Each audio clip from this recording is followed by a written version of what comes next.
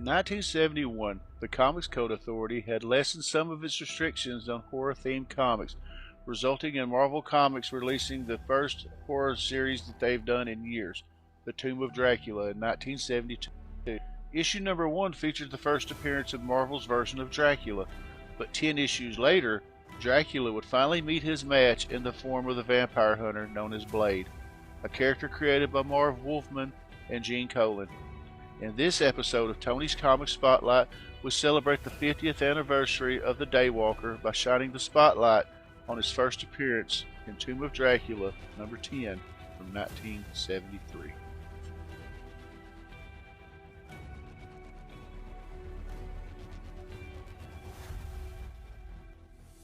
As our story opens, on the docks of London, a young couple is trying to spirit off to America when they are attacked by a trio of vampires who refer to themselves as part of Dracula's Legion. Before they can feed on the couple, however, they are attacked by Blade, a vampire hunter armed with wooden knives. Blade easily overpowers the vampires, stabbing them in the heart with his knives, effectively stalking them and killing them instantly. After the battle, Blade is confronted by Quincy Harker and his daughter Edith.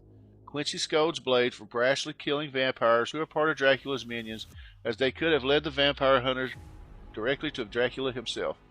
Blade simply scoffs at Quincy and departs, telling the old vampire hunter that he will hunt by his own methods and kill Dracula on his own terms. Elsewhere, on a private cruise ship that has been rented out by the rich Gabriel Trelane, Trelane has a special surprise for his guest, Count Dracula.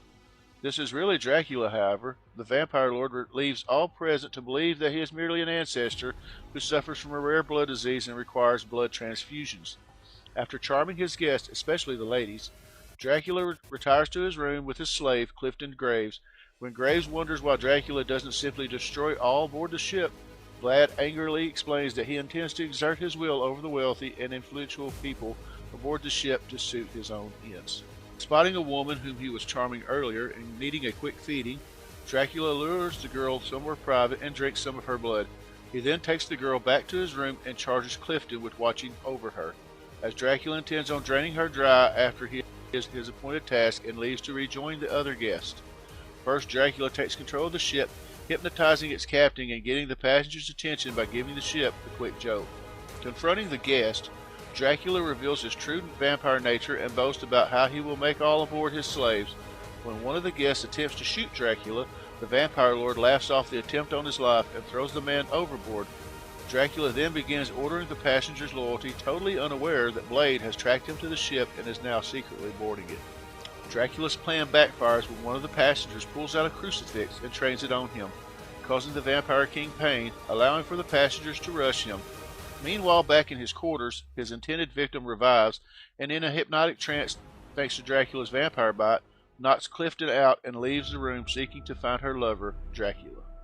Topside, Dracula manages to escape the passengers by turning in the mist and flying away from the cross and demands that they deliver his ultimatum or die.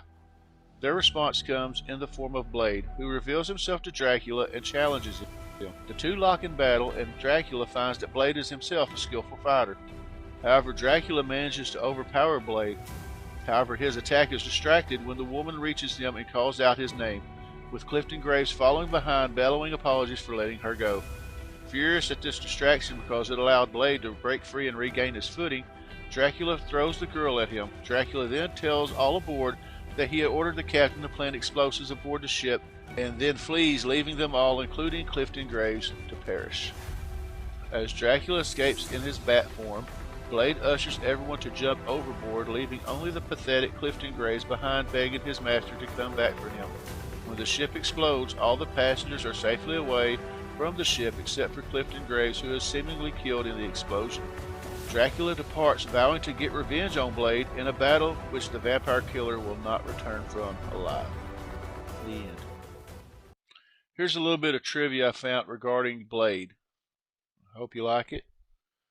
Blade was born and raised in an English brothel. Blade's British origins may be unfamiliar to many fans. Blade's mother was working in a London brothel when she became pregnant with him. When labor was induced, a doctor was called to help ease the complications of Eric's birth. The doctor turned out to be the vampire nemesis, Deacon Frost. Frost bit and killed Blade's mother, and transferred his vampiric abilities to Blade in the process. This bite also prevented Blade from ever being fully turned into a vampire. After young Eric was orphaned, the brothel's madam raised him and through his teen years until Eric decided to use his unnatural abilities.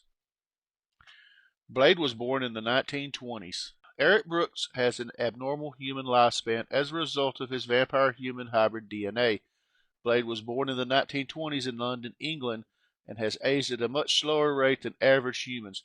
This ability helps keep Eric young, agile, and nimble as he repeatedly takes on supernatural forces.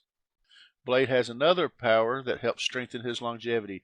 The Daywalker has a healing and regenerative factor that's on par with Deadpool and Wolverine. This allows him to recover from some of the most gruesome wounds, such as gunshots, knife slashes, and even severed limbs. Blade almost never existed due to the Comics Code. The Comics Code Authority was established during the 1954 U.S. Senate hearings after a claim that comic books displayed obscene materials to minors. This ruling changed the landscape of comic book publishing for the next 17 years, as publishers had to adhere to strict guidelines that prevented depictions of extreme violence or certain concepts like demons. Blade narrowly missed the possible denial of creation by just 2 years. The infamous Vampire Hunter was created in 1973. His creation opened the door for Marvel Comics to use monsters, supernatural beings, and apparitions of all kinds. The creator of Blade sued Marvel Comics. The massive success of the 1990s Blade movie trilogy surprised the world while laying the groundwork for today's Marvel Cinematic Universe. After the box office success, Blade co-creator Marv Wolfman sued Marvel over the character's ownership rights. Wolfman claimed that he never signed a work-for-hire contract, meaning that the character technically belonged to him. The legal battle took nearly a decade, with a judge ruling in Marvel's favor in a 2006 trial. Legal experts argued that the cinematic portrayal of Blade's character was incomparable to the hero's comic book origins, as many aspects had been altered. Blade was not superpowered in his first appearance. Blade is known for his powers and abilities that often place him alongside similar heroes such as Wolverine and Moon Knight. In Tomb of Dracula #10 by Marv Wolfman and Gene Colan, Blade was nothing more than a human with a skill set and penchant for hunting vampires with wooden knives.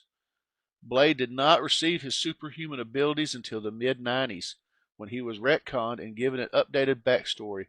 Blade's new look and abilities premiered in his own solo series, Blade the Vampire Hunter #1, by Ian Eddington, Doug Wheatley, Chris Ivey, and Tom Zucco in 1994. Morbius made Blade the Daywalker. Blade is called the Daywalker because he is immune to sunlight and UV rays that most vampires have an aversion or weakness to. In Peter Parker's Spider-Man #8 by Howard Mackie, John Romita Jr., Scott Hanna, and Gregory Wright, the living vampire Michael Morbius transferred his power to Blade after he bit him. Because of the circumstances of Blade's birth, he has a natural resistance of being turned into a vampire. Morbius's bite instead gave Blade an additional power in his arsenal of superhuman abilities. Morbius inadvertently made Marvel's greatest vampire hunter even deadlier. I hope you enjoyed this spotlight into Tomb of Dracula #10 featuring the first appearance of Blade. If you're enjoying the videos, please like and subscribe. I want to thank everybody for taking the time to watch these videos. It really does mean a lot to me. I appreciate it. And until next time, I'll see you later. Thank you.